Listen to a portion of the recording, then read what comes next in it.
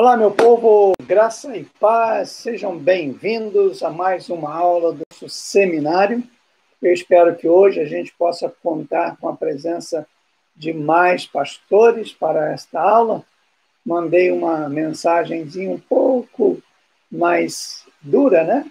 Para convocar todos para estarem aqui, e aqueles que vão estar pela primeira vez, que eles estarão, perdão, pela primeira vez, que, por favor, coloque o seu nome aí, né, no chat direitinho, para eu poder anotar aqui a presença de todos vocês. Esses que já estão aí, já anotei. A irmã Márcia, ela não aparece aí, mas já me mandou uma mensagem que ela está presente, né? A Rosana, não sei se o Marcelo está junto com você. Aí também o Marcelo, beleza. Né? Faltam da nossa lista de alunos, de seminarista, a Miriam, a Ruth, né? E o pastor Anselmo e o Tiago e a Tatiane lá de Juazeiro. Muito bom, gente. Bom, eu estou muito feliz com a pesquisa que a gente realizou, né? Parabéns, eu mandei o resultado para vocês. Foi uma pesquisa bastante inquietante, mas eu acredito que a nossa aula de amartiologia produziu algum efeito na nossa vida. Parabéns a vocês que trabalharam duro, parabéns pela matéria. E hoje eu terminei de fazer os certificados, estarei enviando para vocês, vou enviar para vocês ainda esta semana, tá bom? Ok, gente, vamos orar? Vamos orar ao Senhor? Pai, nós queremos nesta noite glorificar o Teu nome pela oportunidade que o Senhor nos dá de mais uma matéria, de mais um estudo. Que, ó Deus, isto seja edificante, seja transformador na nossa vida e possa ser um instrumento para a edificação da Tua igreja.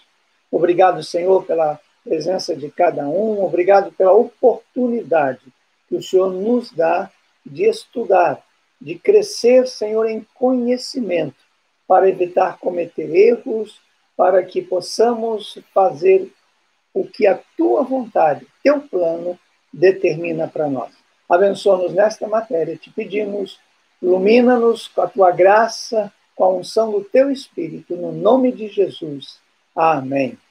Amém. Glória a Deus. Pastor Adilson, seja muito bem-vindo também. Né? Ótimo. Muito bem, gente. É interessante que essa matéria é desprezada pela grande maioria dos seminaristas. Eu me lembro que quando eu estava no seminário, falava administração eclesiástica, estou fora. Isso é burocracia, isso aí não tem nada de Bíblia, não tem área teológica, não tem nada.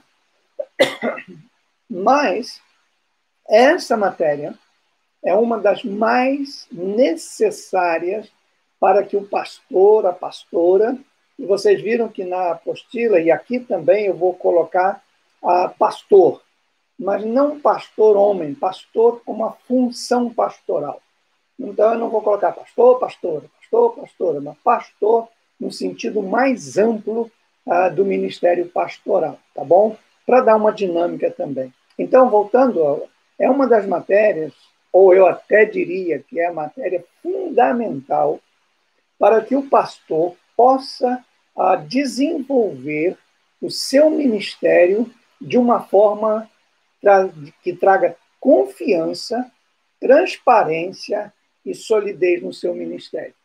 Quem não segue esses princípios que nós vamos estudar aqui, são líderes que correm o risco de não serem respeitados, correm o risco de serem mal interpretados e correm o risco de se perder e misturar a administração eclesiástica com a administração secular.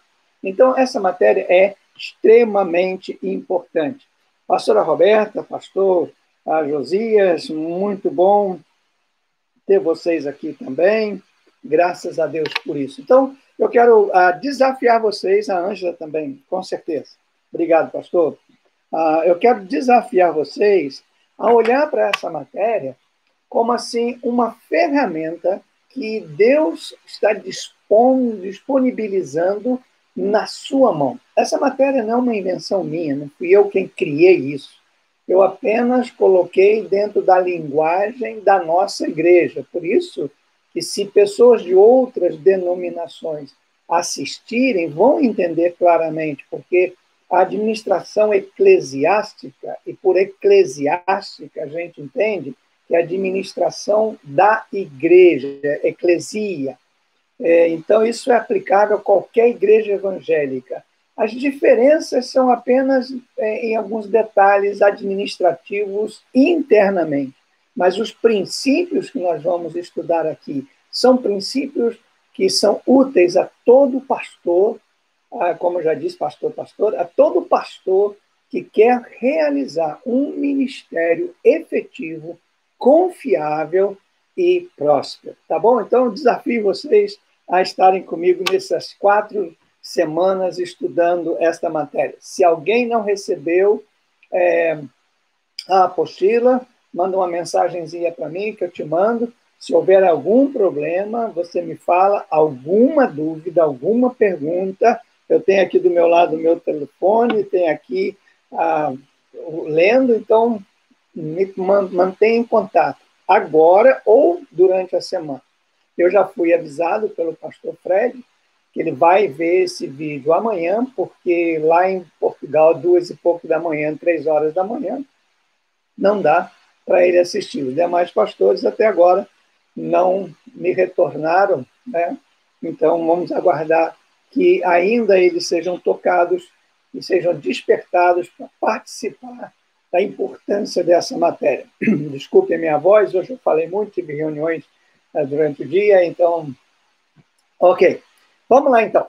Beleza, vamos seguir. A matéria é administração eclesiástica, chama-se teologia prática. E qual é o nosso propósito? O propósito é tornar familiar aos seminaristas, né, aos pastores, de modo geral, as burocracias de uma igreja local para o trabalho burocrático seja feito, para que esse trabalho seja feito com eficácia, no temor do Senhor e com alegria. A palavra burocracia pode soar mal para você, mas burocracia nada mais é do que um segmento lógico, racional e que conduz ao ponto ou à meta que a gente quer alcançar. Existem meios que eu não posso fugir deles se eu quiser alcançar aquela meta. Então, a palavra burocracia, ela é usada muito quando se fala de administração de papéis, de responsabilidades, de prestação de contas. Então, isso tem que acontecer. E não adianta a pessoa, eu não vou fazer parte de denominação nenhuma porque eu não quero essa burocracia.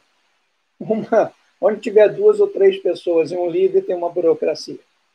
Então, fugir disso é querer enfiar a cabeça na terra e achar que ninguém está te vendo, não é isso? Então, burocracia tem que ser olhada com outro olhar, que é o que a gente vai colocar aqui. Esse é requisito fundamental para todos os pastores que pertencem à Igreja Metodista Internacional. Lá no livro de disciplina, nós temos na página 63 o artigo que fala que os pastores que vêm de outras denominações ou que não foram formados no Seminário Metodista Internacional têm que fazer 5 matérias. Dentre elas, essa é uma exigência.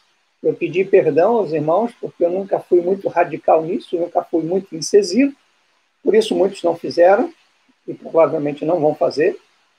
Eu ainda não sei o que fazer, mas a verdade é que essa matéria é fundamental para a gente seguir nisso aí, tá bom?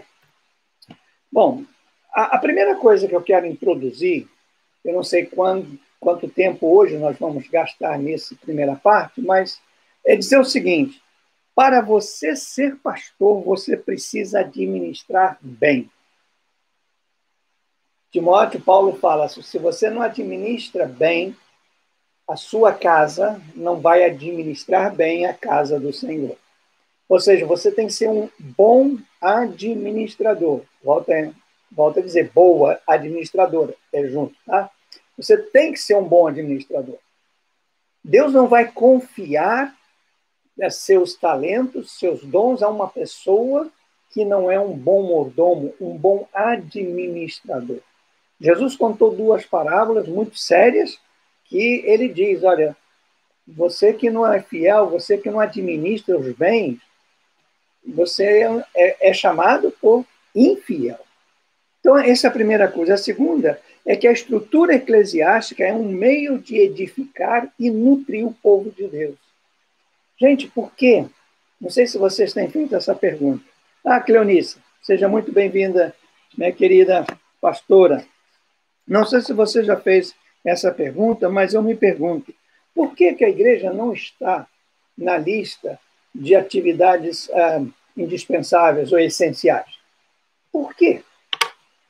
Porque é assim que o mundo considera a igreja. Ela não é essencial, porque ela não está cumprindo a sua tarefa. Porque ela não está cumprindo a sua tarefa, não é essencial. É mais essencial uma farmácia do que uma igreja, é mais essencial um banco do que a igreja, simplesmente porque quando nós não administramos, não nutrimos o povo, não faz sentido. E a terceira coisa é que administrar uma igreja não é administrar uma empresa. Gente, há uma tremenda distância entre a administração eclesiástica e a administração empresarial. Há uma distância muito grande. Eu até escrevi um livro, né? A Igreja, uma empresa divina, mostrando a diferença, a amplitude. É some de vista, não tem nada, a não ser números. O resto é totalmente diferente a administrar. E é isso que muito pastor não entende. Ele administra, às vezes, a igreja local, a sua igreja, como se fosse uma mini empresa. E é por isso que nós estamos tendo dificuldade de ser considerado uma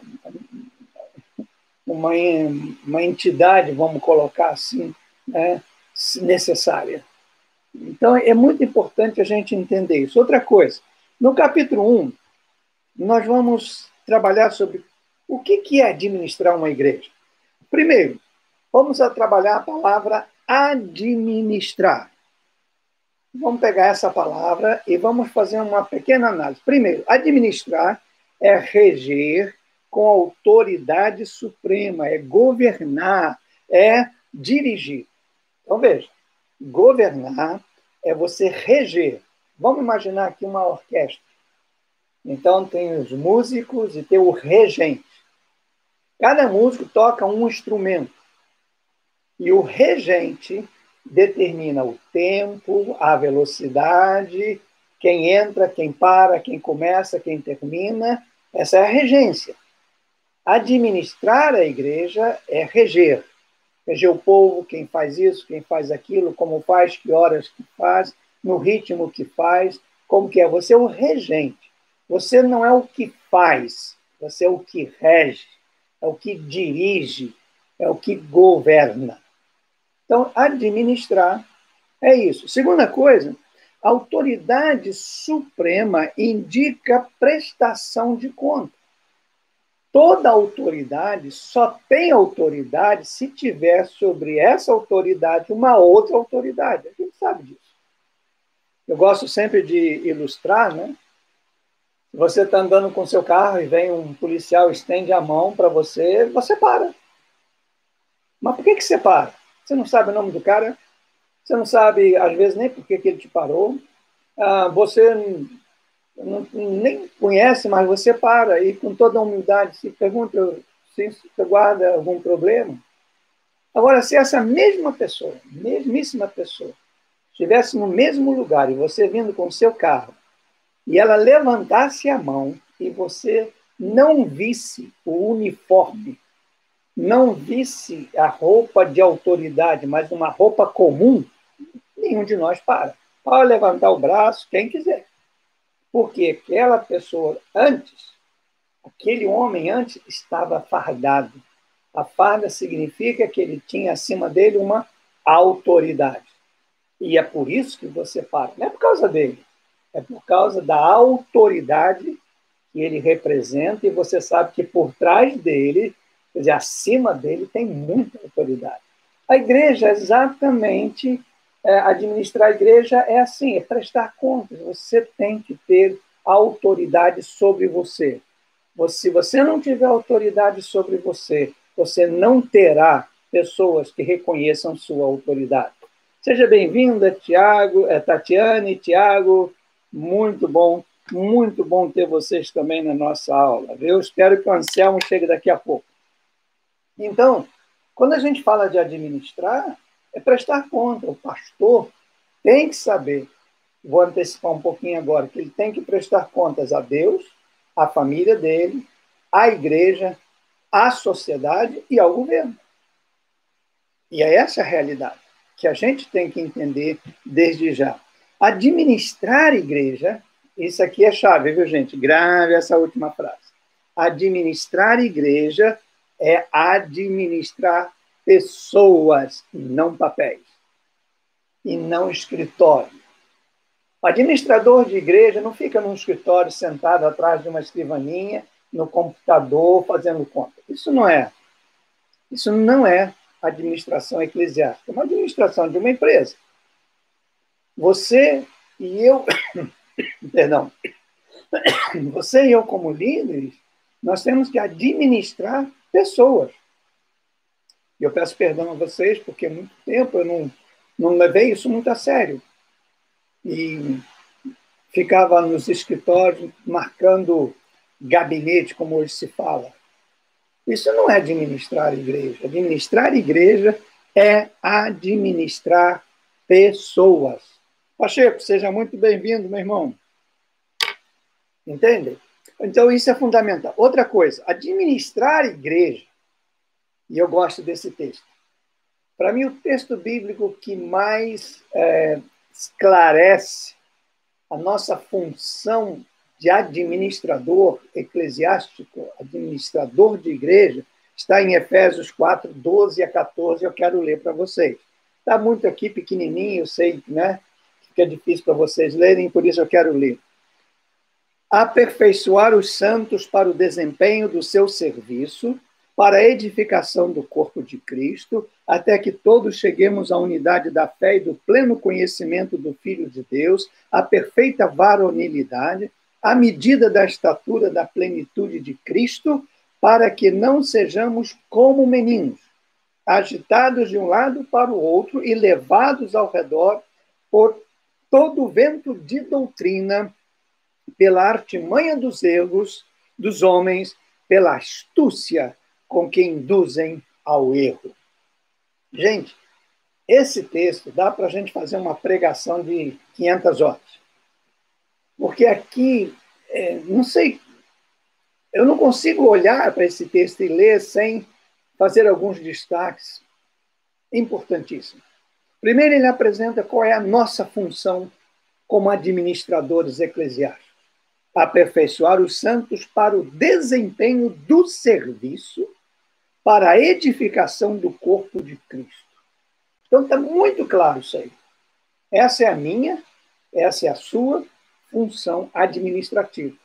Aperfeiçoar para que sejam eles, então, possam desenvolver o serviço e edificar. Agora, qual é a meta? Até todos que cheguemos à unidade da fé, do pleno conhecimento. Veja só, a primeira unidade da fé. Não é unidade entre nós, é unidade na fé. A minha fé é exatamente como a fé que você tem. Estamos compartilhando do mesmo Deus, da mesma Bíblia, da mesma igreja. Não podemos ter fé diferente. Segundo, o conhecimento, pleno conhecimento do Filho de Deus. Então, conhecer Jesus plenamente. Conhecer Jesus. Não é só, aceitei Jesus, não. Conhecer Jesus plenamente, ter pleno conhecimento do Filho de Deus. E, como prática, chegarmos à perfeita varonilidade, ser homem de verdade, não homem no sentido macho, masculino, mas ser homem de Deus, homem e mulher de Deus, nascida e transformada. Então, a hora que a gente tem como meta a perfeição, a plenitude de Cristo, e aí a gente alcança maturidade. Não somos mais meninos agitados de um vento de um lado para outro, e além disso, com isso tudo, a gente se torna protegido contra, veja só, a artimanha dos homens, a astúcia de que eles nos conduzem ao erro. Então, é muito clara a nossa definição de administração. Estou olhando aqui porque se alguém quiser fazer alguma pergunta, como eu falei, a qualquer momento vocês podem me interromper, que eu paro e procuro conversar com vocês. Tá bom? Eu anotei aqui a presença do Lucas, né? Tá sim, Lucas. Então, vamos lá.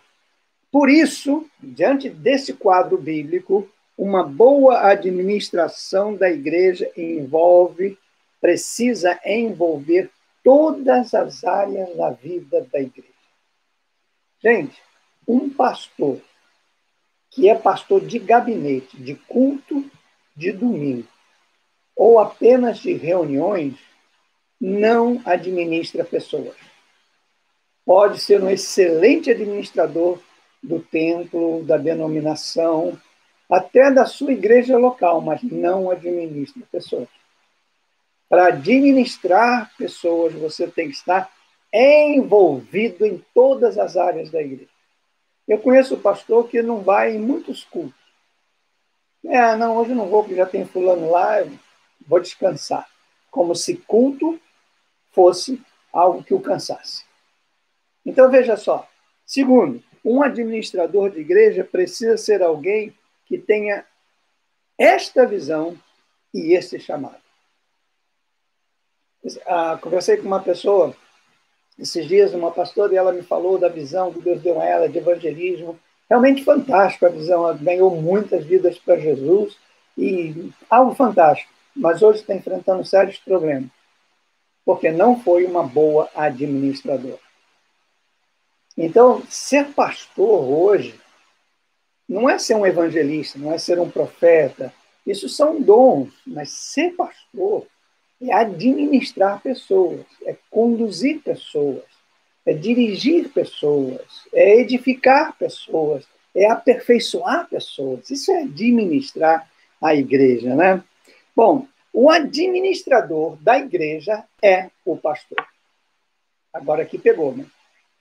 Eu já ouvi muito pastor falar comigo, bispo, eu não tenho muito dom com esse negócio de papéis.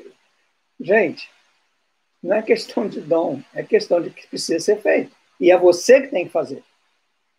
O administrador é o pastor, nenhuma outra pessoa. Quando o pastor passa essa administração para algum leigo, ele está, primeiro, falhando como administrador e, segundo, criando contendas dentro da sua própria comunidade.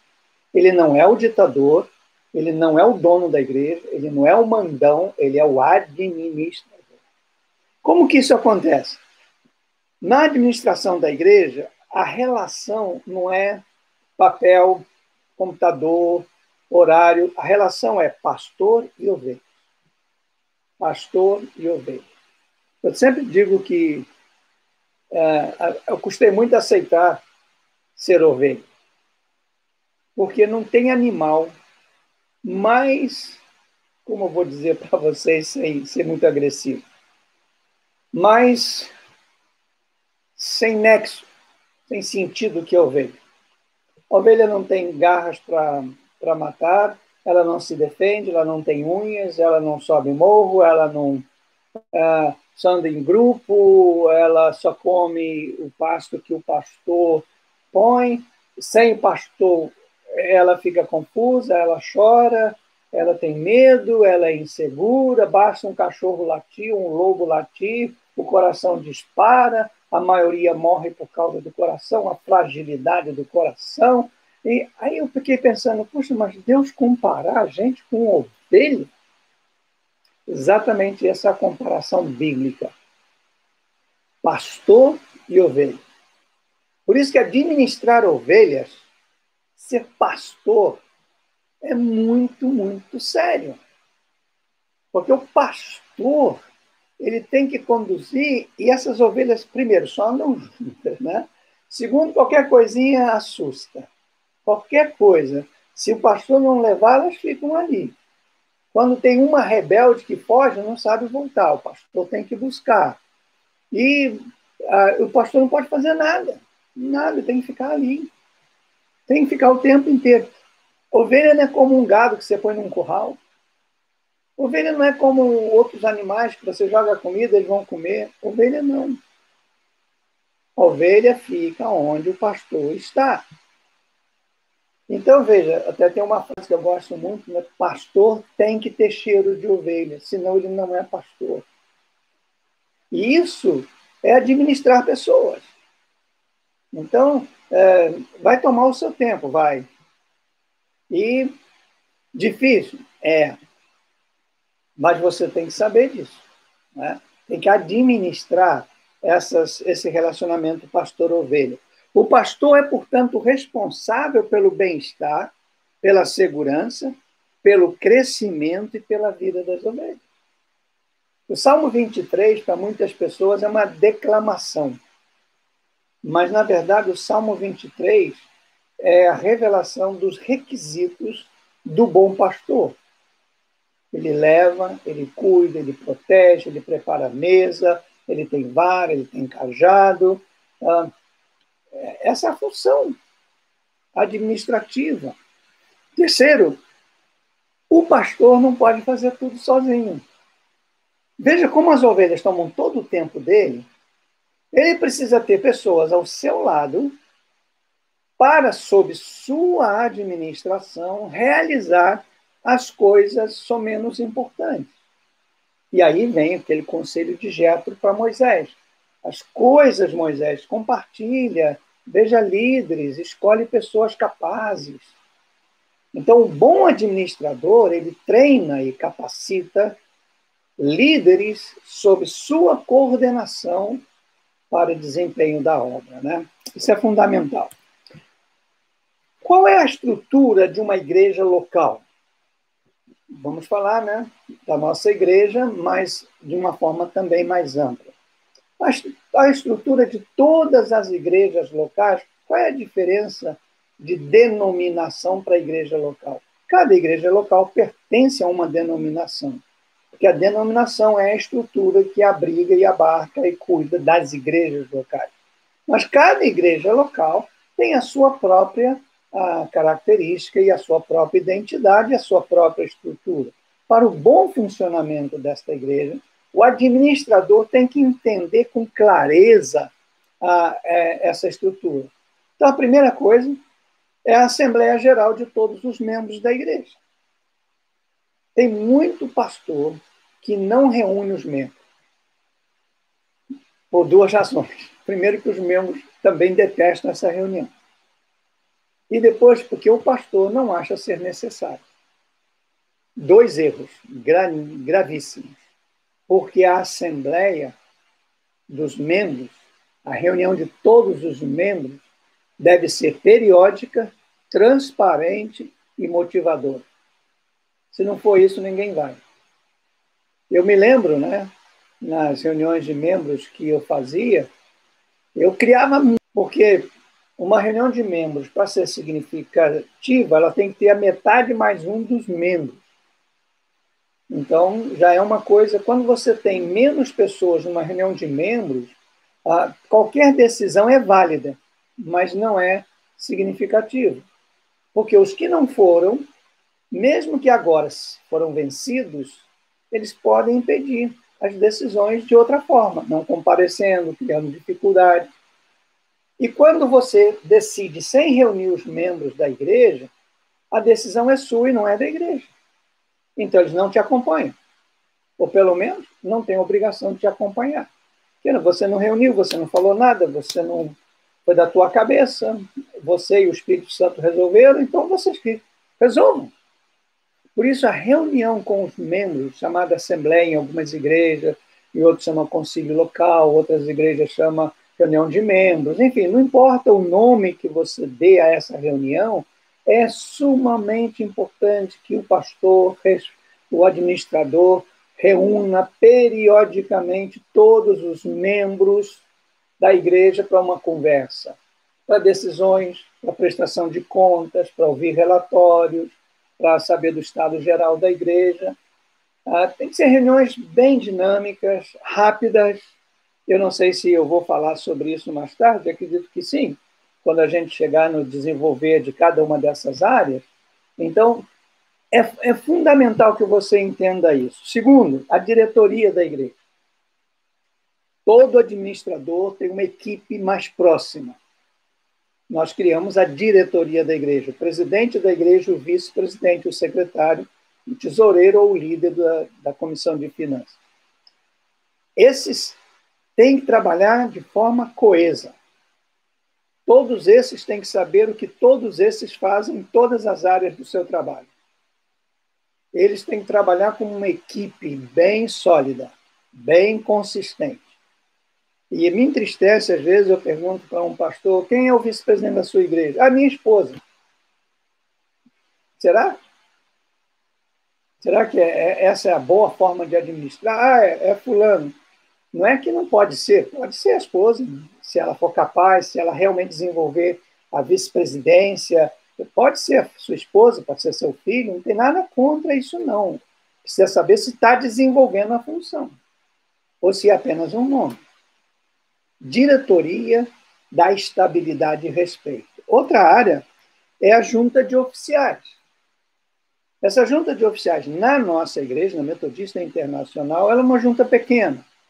É uma junta composta da diretoria e mais 4 ou 5 pessoas que são eleitas na Assembleia mediante indicação do pastor. Essa junta de oficiais, ela trabalha como um corpo que ajuda, auxilia, protege, abençoa e socorre o pastor, o administrador. Representa o pensamento da congregação. Por isso são homens e mulheres de muita influência. Esta é a razão pela qual nós, como a nossa Igreja Metodista Internacional, decidiu não abrir eleições, mas indicação do pastor, porque esse grupo tem que ser de confiança do pastor e tem que confiar no pastor. É interessante que na nossa igreja, né, não tem assim um prazo pré-determinado. Eu não sei como vai ficar no novo livro de disciplina, mas não tem um prazo pré-determinado. No momento em que o pastor sentir que um membro da junta não confia nele, ou ele não confia nesse membro da junta, precisa ser substituído imediatamente. Ou ensinar a um membro da junta diaconal, da junta de oficiais. Se ele não confia, de momento em que ele desconfiar do pastor em qualquer área, ele tem que pedir para sair. Porque não dá para trabalhar junto. A Bíblia diz, como andarão juntos se não houver entre eles acordo? Então, a junta de oficiais não é um grupinho do pastor, mas é um grupo de pessoas idôneas, líderes, que representam o pensamento da congregação e representam o pastor junto da congregação. Ok? Quarto, o gabinete pastoral. O gabinete pastoral existe quando tem mais de um pastor na igreja. Vamos supor que uma igreja tenha 2, 3 ou 4 pastores. Então, o gabinete pastoral é essa reunião entre os pastores, e no nosso caso, o delegado ou os delegados da igreja, e, se houver do pastor titular interesse de incluir os candidatos ministeriais, pode, mas, de um modo geral, a gente pensa no gabinete pastoral como os pastores e talvez esses, né, candidatos ministeriais.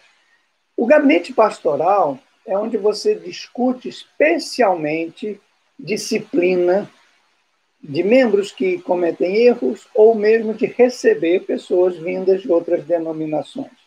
Então, o gabinete também funciona como conselheiro do pastor. Aquele grupo que, como pastores, também sentem e então tem uma palavra de aconselhamento, é aquele que substitui o pastor em caso da sua ausência, viagens, doenças, seja o que for. Esse gabinete pastoral também pode chamar pessoas para conversar, para orar juntos, caso haja necessidade, como descreve o livro de disciplina. Temos, então, aqui a junta diaconal. A junta diaconal ela tem que existir porque é bíblica. Diáconos. Diáconos são aqueles que servem, estão a serviço da comunidade. Então, biblicamente, os diáconos foram instituídos para atender as pessoas que têm necessidade. E nós incluímos, né, os diáconos atendem a cuidar e zelar pelo edifício, pelo templo e pela ordem no culto. Por isso que diácono não é uma pessoa consagrada, não é uma pessoa espiritualmente melhor que outras pessoas, não. O diácono ou diaconisa tem uma função muito séria, fundamental e importante para auxiliar o pastor na administração agora de coisas, de bens, de dinheiro, de patrimônio, de comprar, de vender, de pintar, de construir. Isso é a junta diaconal que tem essa função. Muito bem. Sexto, ministérios. Existem uma infinidade de ministérios que podem ser criados na igreja. Basicamente, a gente faz ministério de louvor, ministério de evangelização, ministério com crianças, ministério com mulheres, ministério com homens, ministério com jovens, ministério. Você pode criar muitos ministérios. O cuidado para ter um ministério é que antes de criar o ministério, você tem que ter um líder. Primeiro vem o líder para depois vir o ministério. É isso uma boa administração. Bom, agora vamos detalhar algumas dessas coisas que eu julgo serem importantes. Vamos lá, junta administrativa. Tem os nomes mais diversos que a gente colocou na nossa igreja, junta de oficiais, né?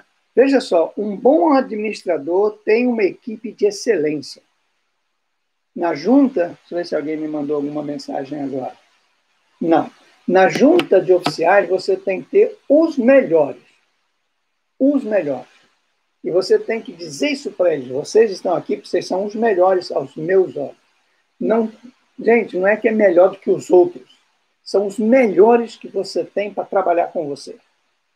Porque às vezes tem muita gente boa que não trabalha com você. Eu, por exemplo, sou bem franco com vocês, eu tenho muitos pastores bons que não trabalham comigo. Porque eles me ouvem até. E me respeitam. Me amam. Mas a gente percebe, é claro, não é? Então, assim, você tem que ter os melhores que realmente trabalham com você. Pode não ser os melhores aos olhos dos outros, mas tem que ser os melhores com você. Uma pessoa de sua confiança que tem lado a lado trabalho com você. Então, isso é muito importante.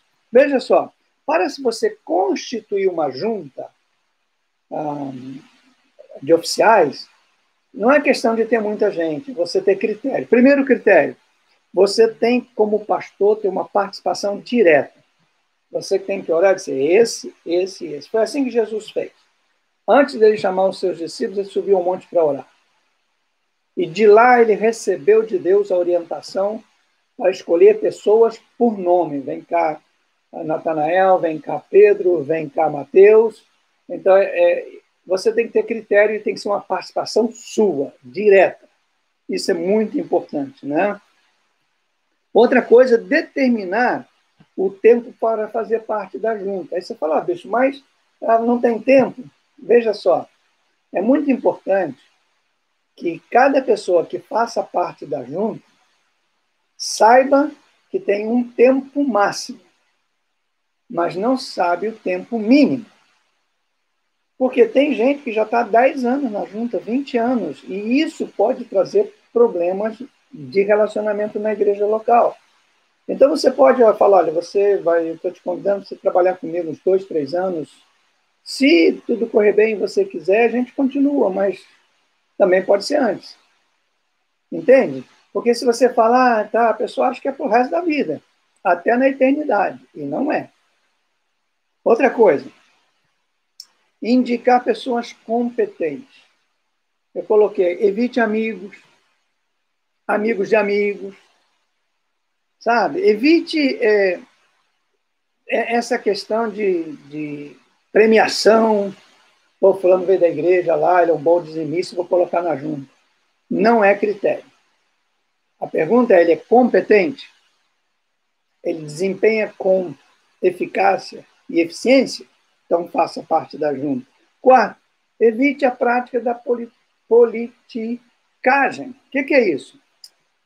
Toda política, aliás, todo relacionamento exige política, mas existe uma politicagem. Qual é? É o desvio da política. O que é ser político?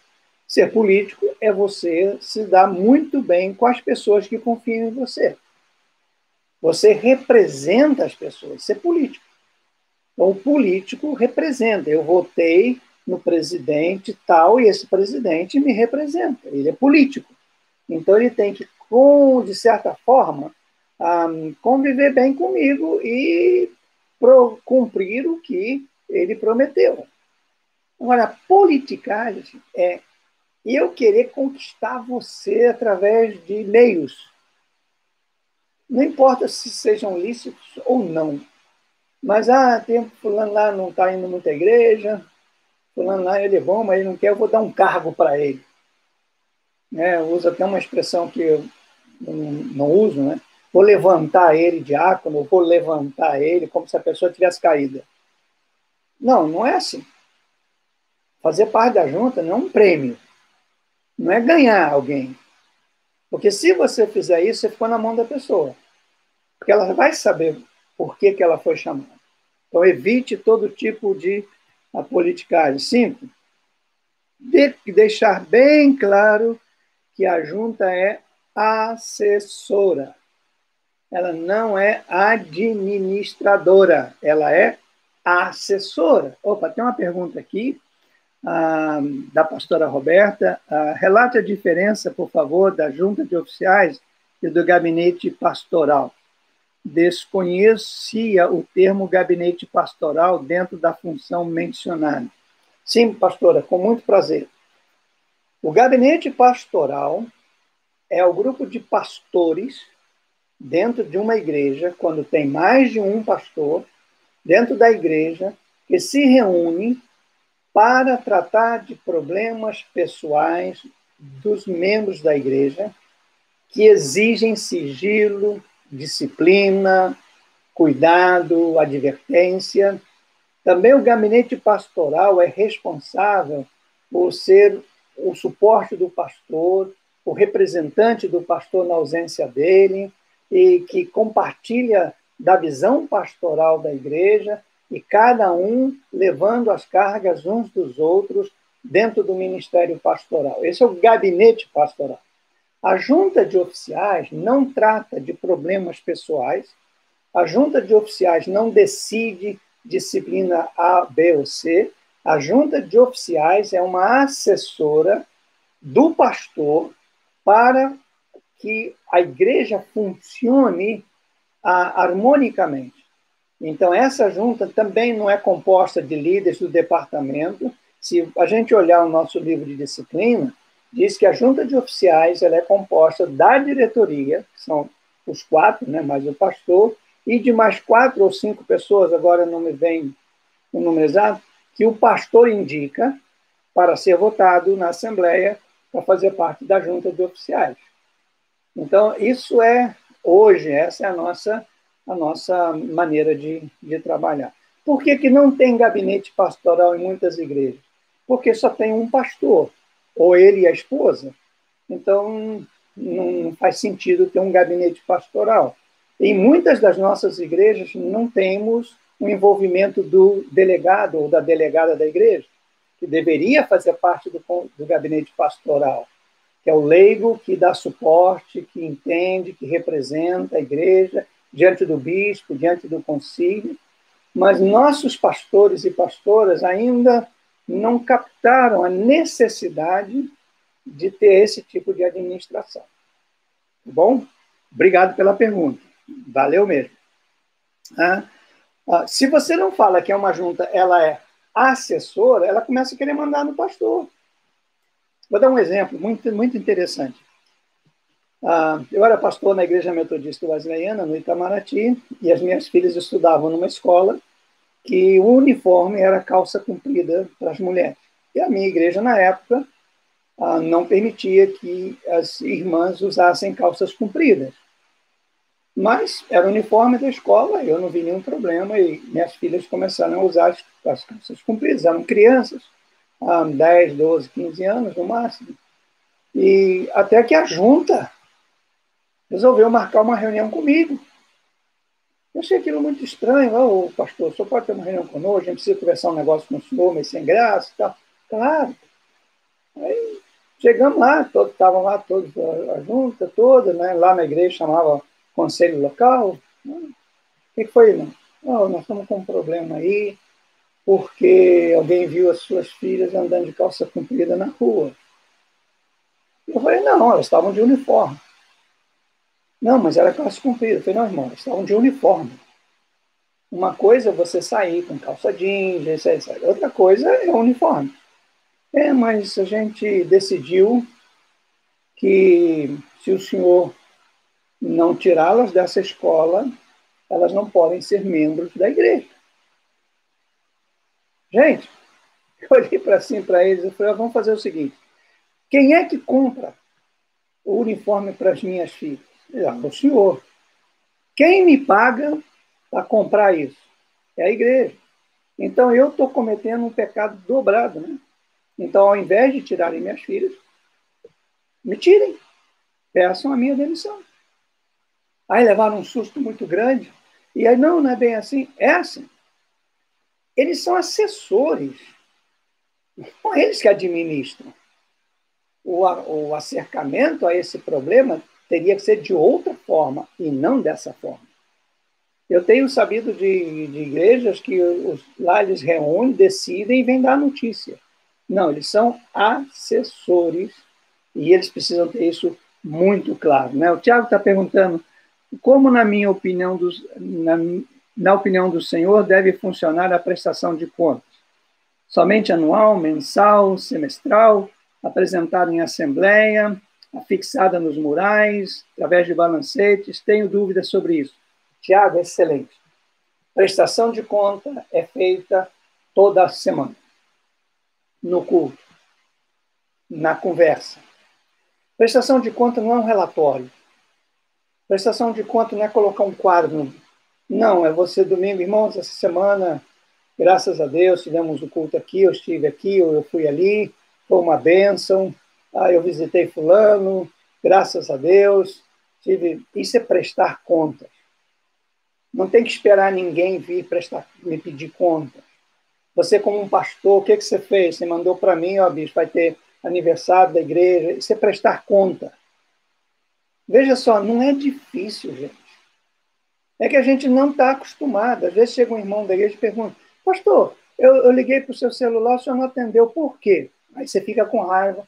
Não tem nada com isso. Tem. Você foi, irmão, o telefone estava sem bateria, ou eu estava numa reunião. Ou quando alguém te liga, você não pode atender. Logo, imediatamente, você, quando pode atender, liga, irmão, você me ligou, desculpa, eu estava numa reunião. Isso é prestar conta.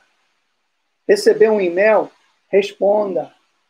Isso é prestar conta. Alguém te encarregou de fazer algo depois de feito, ou, se não fez, preste conta. Isso é prestar conta. A igreja, as pessoas, a junta. Veja, numa administração, numa empresa, não, você coloca no mural, você faz o balancete, coloca à disposição para todo mundo. Na igreja, não. Na igreja, as pessoas chegam para nós e elas, de alguma forma, fazem perguntas. E, dependendo da nossa reação, elas nunca mais perguntam. Mas, dependendo da nossa reação, elas nem precisam perguntar mais, porque sabem o que está acontecendo. Então, são situações, Tiago, que hoje a gente tem que desenvolver. Prestação de contas, gente. Volto a dizer, não é através de papel. Prestação de contas não é marcado final do mês. Prestação de contas é tudo aquilo que a gente faz por alguém, que envolva alguém, a igreja, o bispo, o pastor, e você presta conta. É como na esposa. Você tem que prestar conta. A esposa tem que prestar conta para o marido. Chega em casa, a esposa não está. Aí ela chega, oi, benzinho. Aí tu olha. Aí, onde você estava? No final do mês eu te presto conta. Não faz sentido. Aí você fala, mas espera aí, isso é entre marido e mulher. Esse relacionamento familiar na igreja tem que existir. Tem que existir. Assim como você fala com seu filho, você está com o filho crescendo agora, você vai ver. Onde você estava? Com quem você brincou? A criança fica muito chateada porque ela acha, você não tem que dizer para você. Tem que dizer. Só que quando a gente cresce, a gente amadurece, não podemos esperar o outro nos perguntar. Que aí já não é um bom administrador. O administrador que só presta conta quando ele é chamado a prestar conta, não está na categoria de um bom administrador. O bom administrador é aquele que presta conta antes de ser cobrado. E isso é muito importante na igreja. Dá uma confiança tremenda nas pessoas quando elas percebem que o seu pastor é um bom prestador de conta. Elas não precisam, quando alguém pergunta, tipo, meu pastor fez isso, minha pastora está em tal lugar. Isso dá um prazer tremendo, né, a todos nós. Às vezes eu dou um castigo a vocês, confesso. Não falo nada. Onde eu estou fazendo, sumo. Como vocês ficam? Aí eu dou razão, e vocês vão ver. Quando a gente não presta conta, eu dou razão de vocês pensarem mil coisas. E o que vocês pensarem para vocês está certo. Porque não há prestação de conta. Entende? Isso é muito, muito, muito importante. Muito sério, né? A quem prestar conta? Bom, valeu. Nós temos que prestar conta aos homens, porque nós somos cartas abertas, como eu falei, a todas as pessoas. Prestar conta às igrejas ao nosso redor. Gente, o que a sua igreja faz reflete na igreja que está do lado. E não tem como. Se você tem igrejas próximas e uma igreja leva um cantor, afeta a sua igreja. E se lá tem um escândalo, afeta a sua igreja. Então a gente tem que prestar conta. Por isso que os pastores do mesmo bairro têm que viver em harmonia. Tem que entender isso.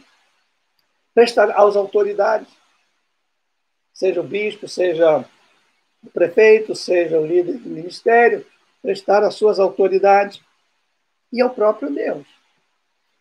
Nossas orações diárias deveriam ser de prestar contas a Deus. Deus, o dia de ontem foi muito bom, obrigado pelo alimento, obrigado porque o Senhor me deu a chance de estar com a minha esposa, de ter conversado com fulano. Isso é prestação de contas. Nossa oração a Deus tem que ter pelo menos 3 momentos. Momento de adoração e louvor, momento de prestação de contas e momento de busca e intimidade. Porque isso é parte da nossa função administrativa, né? O que devemos nós saber? Estou terminando porque a nossa hora... 2 minutos. O que a gente deve saber é que nós somos administradores que Deus escolheu para administrar o seu povo. E teremos que prestar contas ao povo, ao mundo, às autoridades e ao próprio Deus que nos chamou, nos vocacionou e nos capacitou para administrar a sua igreja. Falando nisso, veio à minha mente, né, a situação do Rio de Janeiro, e a maioria de nós aqui é do Rio, e eu quero dizer a vocês o seguinte: é hora da gente orar muito pelo que está acontecendo. Não sei se é verdade ou não, mas a questão do prefeito, né, o bispo Crivella, que aconteceu com a Flor de Lis, são situações que afetam diretamente a nossa vida como igreja e como povo de Deus. E é nosso dever evitar que essas coisas aconteçam conosco. Porque às vezes, fulano fez isso, fez aquilo. Mas se a gente não é um bom administrador, e no caso do bispo Crivella, por exemplo, se ele realmente tem um chamado pastoral e se meteu na política, ele saberia administrar a gente, e não administrar a empresa, não administrar uma cidade. E pode ter cometido todos esses erros. É possível. Ou pode ser uma perseguição. Enfim, a gente não sabe, mas é um momento muito sério, né? Obrigado aqui, mas vou ler uma aqui do pastor Tiago. Nós todos os domingos, no momento de anúncio, falamos acerca das atividades, perfeito. E sempre fala o que você faz. Sempre fala o que você faz, onde você esteve. É bom até falar, falei sobre o evangelho. Nunca falem, veio à minha mente agora, numa prestação de contas, falei com fulano, conversando com ciclano, porque aí você levanta a suspeita quem é. Fale da sua atividade, seu nome, e o que você fez, por que você fez, de forma bem leve, bem suave. E a pastora Roberta, na Assembleia Geral, fazemos a prestação de contas conforme orientado pelo Senhor. Não mostramos em valores, sim em porcentagem, isso financeiramente. Perfeito. A questão financeira tem que ter muita sabedoria, como essa que eu sempre falo. Faz como percentagem e não como valores. Isso é muito bom. Agora, prestação financeira, na administração da igreja, é uma coisa muito emblemática. Nós vamos falar isso na terceira aula. Como que a gente pode fazer uma administração financeira na igreja transparente, mas ao mesmo tempo motivadora, sem levantar nenhum tipo de suspeito? Porque na igreja, por exemplo, a gente tem gente muito pobre. Se você fala que a igreja arrecada 2, 3 mil reais por mês, a pessoa fala, não, nossa igreja é rica.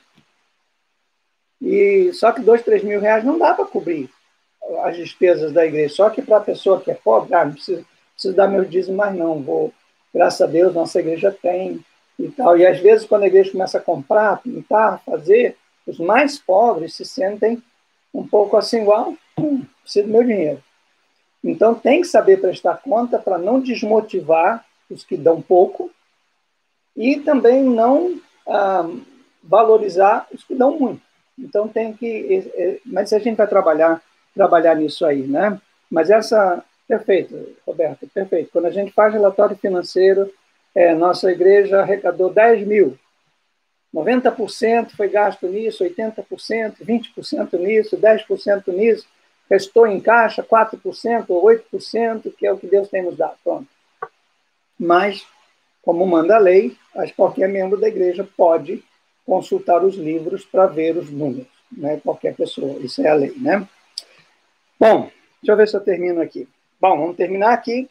Capítulo 2, a gente conversa na próxima terça-feira sobre igreja administrando gente. Vamos gastar um bom tempo agora, na próxima aula, administrando pessoas, tá bom? Perguntas? Mais alguma pergunta? Pena que hoje nós tivemos 1, 2, 3, 4, 5, 6 pastores que não fazem parte do seminário, né, dos 22 que a gente esperava ter hoje aqui. Mas fico feliz de ter vocês, estou muito alegre e acho que essa matéria vai empolgar vocês, vai empolgar a mim. O que eu quero que vocês façam nessa primeira semana? Eu coloquei aqui, mas já gostaria que vocês fizessem para mim. Responder 6 perguntas, isso já vai me adiantar bastante. Na página 9 da apostila, tem 6 perguntinhas. Eu gostaria que vocês respondessem e me mandassem até terça-feira para eu poder ler, e aí muita coisa eu vou poder compartilhar com vocês, para a gente não ficar perdendo tempo nas coisas que são menos importantes para vocês, tá bom? Façam isso, me mandem, eu vou ficar muito feliz. Ok, gente, graça e paz, não vou tomar mais o tempo de vocês, já passei 4 minutos. Que o Senhor abençoe a vida de vocês, dê uma noite maravilhosa de sono, reparador, e uma semana abençoadíssima, tá bom? Graça e paz, até terça-feira que vem, querendo o Senhor.